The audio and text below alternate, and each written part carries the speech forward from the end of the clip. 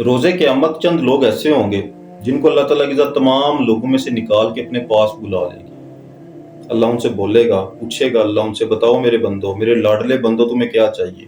वो बंदे बोलेंगे अल्लाह कुछ नहीं चाहिए, सिर्फ तू चाहिए। ना तेरी जन्नत ना तेरे दोज़ख का खौफ है। ऐसे बंदों को अल्लाह ताला की ज़ात ना दाईं जानिब खड़ा करेगा ना बाईं जानिब खड़ा करेगा, लेकिन अल्लाह रब्बुल इज़्ज़त उनको अपने सामने ले आएगा, करीब कर लेगा।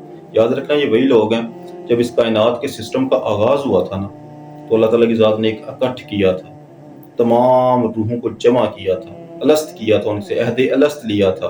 तब भी ये लोग यही बोलते थे कि अल्लाह सिर्फ तू चाहिए। अल्लाह ताला की ज़ात ने नफ्स को पैदा किया, ये नफ्स के शिकंजे में उस वक़्त नहीं आई। अल्लाह ताला की ज़ात ने जन्नत बनाई, ये जन्नत की जानिब नहीं गई। अल्लाह ताला की ज़ात ने दोज़ख बनाया, तो दोज़ख का खौफ भी इन पे तारी नहीं हुई। ये तब भी खड़े थे, तब भी इन्होंने बोला अल्लाह सिर्फ तू। दिन महशर को भी ये खड़े होंगे, तब भी ये बोलेंगे अल्लाह सिर्फ तू। याद रखना ये लोग जब इस दुनिया में आते हैं ना, तो ऐसे बंदों को अल्लाह ताला की ज़ात रहने के लिए महल नहीं देता। अल्लाह ताला की ज़ात खुला रिज़्क इनको अता नहीं करता, बल्कि ये गुर्बत में और अफलास में ज़िंदगी गुजारते हैं। ज़िंदगी इनको तकलीफ़ों से भरी हुई ज़िंदगी इनको मिलती है। ऐसे लोग हमेशा भूखे रहते हैं, बेदारी इनका नसीब होती है, इश्क इनका नसीब होता है। अल्लाह रब्बुल इज़्ज़त इनके अपनों से इनको दूर कर देता है, इनको तन्हाई वाली ज़िंदगी अता करता है। उस तन्हाई में बैठ के इस दुनिया से ताक जब ये तन्हाई में बैठते हैं, तन्हाई में बैठ के रोते हैं, तो रो के अल्लाह को याद करते हैं, लेकिन तन्हाई में भी इनको सुकून नहीं मिलता। इनके अंदर मौजूद इश्क़ इलाही की एक ऐसी तलवार है जो तन्हाई में इनको काटती है, इनके वजूद को वो इतनी तकलीफ देती है, बेचैन कर देती है। इनके अंदर एक नूर पोशीदा होता है। आज की वीडियो में इसी नूर के बारे में, इन्हीं लोगों के बारे में हम डिस्कस करेंगे। इनके अंदर, ऐसे लोगों के अंदर 5 कुछ बहुत बड़ी निशानियां हैं, वो निशानियां भी इंशाल्लाह आज की वीडियो में डिस्कस करेंगे। देखो, फिर बुल्ले शाह साहब बहुत बड़ी मिसाल।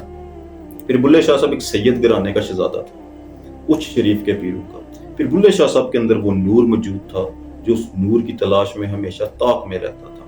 वो नूर फिर बुल्ले शाह साहब को एक अराई मर्द शाह अनायत के अंदर मिला। फिर बुल्ले शाह साहब ढूंढते ढूंढते उसके डेरे पे चले गए थे। अब वो एक अराई मर्द था, इधर एक सैयद शहजादा था। फिर बुल्ले शाह साहब ने घुंघरू बांध के शाह अनायत को राजी किया था। क्यों घुंघरू बांधे थे? क्योंकि वो सैयद थे। लेकिन इश्क कहता है कि मेरी जात के अंदर कोई जात और बस नहीं सकती। इसलिए फिर बुल्ले शाह साहब ने लिखा था ना कि चल बुल्लिया हुण उत्थे चलिए जिथे सारे अकल दे अन्ने, ना कोई तेरी जात पछाने ना कोई तन्नू मन्ने। मतलब फिर बुल्ले शाह साहब को ये समझ आ चुकी थी कि इश्क के मैदान में आके ना कोई सैयद है, ना कोई अराई है, ना कोई कश्मीरी है, ना कोई गुज्जर है, ना कोई राजपूत है, कोई कुछ भी नहीं है। ये ज़ाहिरी रिश्ते हैं। जो रिश्ता आपकी ज़ात के अंदर यानी सोल का रिश्ता होता है, इश्क का रिश्ता होता है, उसमें कोई ज़ात पात नहीं होती। इसलिए फिर बुल्ले शाह साहब ने बोला उत्थे चलिए जिथे सारे अकल दे अन्ने, ना कोई तेरी जात पछाने ना कोई तन्नू मन्ने। मतलब सैयद करके तेरी कोई पूजा ना करे, तेरा कोई एहतराम ना करे, उस मैदान में उतरना है मुझे। फिर बुल्ले शाह साहब ने अपने सैयद होने की मैं को तोड़ा था, उस गुरूर को फना किया था। घुंघरू बांध के एक शहजादा, एक सैयद, एक अराई मर्द के सामने नाचा था, उसके मेले पे नाचा करता। तब जाके शाह अनायत के अंदर जो नूर बसा हुआ था, इसके इलाही समाया हुआ था, उसने बोला था कि बस बुल्लिया तू मेरा और मैं तेरी। लेकिन फिर बुल्ले शाह साहब को वो इश्क इतना बुलंद मुकाम अता कर गया था कि फिर बुल्ले शाह साहब ने फिर ये भी लिखा कि ना मैं आदम हव्वा जाया, ना मैं मूसा ना फिरौन की जाना मैं कौन।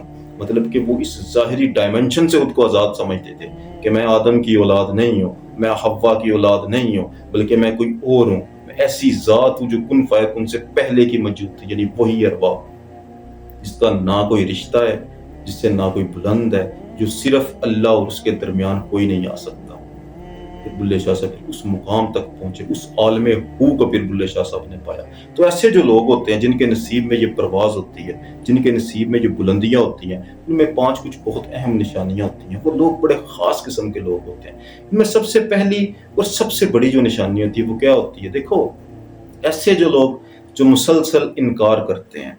किस चीज का इनकार? अपने इर्द गिर्द जरा देखो, आपको हर जाने फ्रॉड नजर आएगा, झूठ नजर आएगा। इस झूठ को वो तस्लीम नहीं करेंगे। मतलब किसी आस्थाने पे आप जाते हो, वहां पे कोई पीर साहब बैठे हुए, कोई बाबा बैठा हुआ, लेकिन वो हकीकत में क्या है?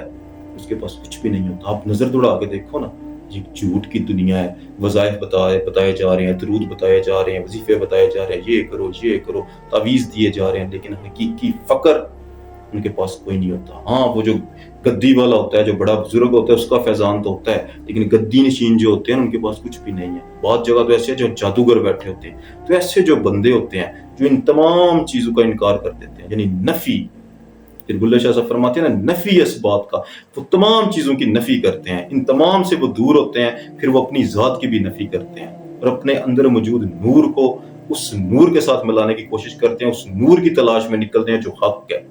تو ان تمام جو ایک قسم کی طاغوتی چیزیں ہیں نا, اس کی نفی کا نام اسلام ہے, اس کی نفی کا نام عشق ہے. تو ایسے جو لوگ مسلسل انکار کرتے ہیں ان تمام چیزوں سے, ان کے نصیب میں اللہ تعالیٰ کی ذات نے عشق حقیقی لکھا ہوتا ہے. ان کو وہ ملتا ہے عشق, ان کو وہ ملتا ہے وہ نور. دوسری ان میں سب سے بڑی نشانی, ایسے جو لوگ ہوتے ہیں نا, وہ ہمیشہ اس دنیا سے پیچھے ہٹ کے تنہائی میں بیٹھ کے اپنے رب سے بات ضرور کرتے ہیں. ان کا عبادت کرنے کا طریقہ ہی یہ ہوتا ہے کہ انہیں سرگوشی کرنی ہوتی ہے, بات کرنی ہوتی ہے, اللہ تعالیٰ کی ذات کو اپنے دکھ سنانے ہوتے ہیں, خوشیاں سنانی ہوتی ہیں. ایسے لوگ ہمیشہ تنہائی میں بیٹھ کے اپنی سول کو فیل کر کے اللہ سے باتیں کرتے ہیں. یہ بہت بڑی نشانی ہے. اللہ تعالیٰ کی ذات تمام دنیا سے ایسے بندے کو دور کر لیتا ہے. اللہ خود بھی تنہا ہے, وہ اپنے بندے کو بھی تنہا کر دیتا ہے. وہ ظاہری طور پر دنیا میں چل رہا ہوتا ہے, لیکن حقیقت میں وہ خود کو تنہا فیل کرتا ہے کہ اس کا کوئی نہیں ہے سوائے اللہ. تیسری بہت بڑی نشانی, ایسے جو لوگ ہوتے ہیں وہ ہمیشہ جذباتی ہوتے ہیں, ایموشنل ہوتے ہیں, بات بات پہ روتے ہیں, معصوم ان کے دل ہوتے ہیں, خوف خدا رکھنے والے ہوتے ہیں, لوگوں کا بھلا کرنے والے ہوتے ہیں, احسان کرنے والے ہوتے ہیں, لیکن احسان جتلانے والے وہ لوگ بالکل نہیں ہوتے. ایسے لوگ عشق الہی میں مبتلا ہو جاتے ہیں. ایسے معصوم اور صاف دل لوگ عشق الہی کے ہاتھوں قتل ہوتے ہیں, یہ یاد رکھنا. چوتھی بہت بڑی نشانی, اللہ تعالیٰ کی ذات کی عبادت وہ ہمیشہ شوق سے کرتے ہیں. جبری عبادت کے وہ قائل نہیں ہوتے, پابندی وقت وہ نہیں کرتے. وہ ہر وقت, پھر بلے شاہ صاحب بھی فرماتے ہیں نا کہ لوگ کی 5 ویلے اسی ہر ویلے, مطلب کیا ہے کہ شوق کی ونگ ہے, شوق کی عبادت ہے. ایسے لوگ ہمیشہ شوق سے عبادت کرتے ہیں, ذوق سے عبادت کرتے ہیں. مطلب سجدے میں پڑے ہوئے ہیں تو وہ جو ہے نا وہ کئی گھنٹوں تک وہ سجدے میں رہیں گے. اگر دل نہیں کیا تو ہو سکتا ہے وہ کچھ بھی نہ کرے. جب تک ان کے دل کے اندر ایک تمنا نہیں پیدا ہوتی, ایک تڑپ نہیں پیدا ہوتی, ایک وہ نہیں جاگتا, تب تک وہ بارگاہ الہی میں پیش نہیں ہوتی. لیکن ایسے لوگ جب بارگاہ الہی میں جا کے پیش ہو جاتے ہیں تو وہ خدا کو تصور اس میں اللہ ذات کر کے سامنے دیکھتے ہوتے ہیں, اس میں اللہ کو. اس قدر ایسے لوگ نایاب ہوتے ہیں, ایسی عبادت ہوتی ہے ان کو, یعنی تحریر نہیں تصویر والی یہ لوگ عبادت کرتے ہیں. پانچویں بہت بڑی نشانی ہے, یاد رکھنا, ایسے جو لوگ ہوتے ہیں ان کے اندر ایک چوزن سول موجود ہوتی ہے. ایسی سول جو عالم اربا میں کسی نہ کسی کے ساتھ انگیج ہوتی ہے. مطلب اس کو اسپرچول ٹیچر اس دنیا میں ملتا ہے, ہر صورت میں وہ ملتا ہے. اس روح کو عالم وحدت میں, وحدت کے دریا میں غوطہ زن کیا گیا تھا. تو وہ روح جب اس دنیا میں آتی ہے نا, تو انسان کے ساتھ ہم کلام ہوتی ہے. انسان اس کو اپنی ذات کے اندر فیل کرتا ہے, جیسے زلیخا نے کیا تھا, جیسے پھر بلے شاہ صاحب نے کیا تھا کہ میرا کوئی ہے, جیسے مولانا رومی نے کیا تھا, شاہ شمس تبریز نے کیا تھا کہ میرا کوئی ہے, میری روح کا کوئی دوسرا, میری روح کا کوئی دوسرا حصہ, میری روح کا کوئی وحدت کا دریا جہاں پہ جا کے میں نے فنا ہونا ہے اور فنا ہو کے بقا کی منزل کو حاصل کرنا ہے. یہ 5 ان کی بہت بڑی نشانی ہے. آج کے لیے اتنا ہی. جزاک اللہ.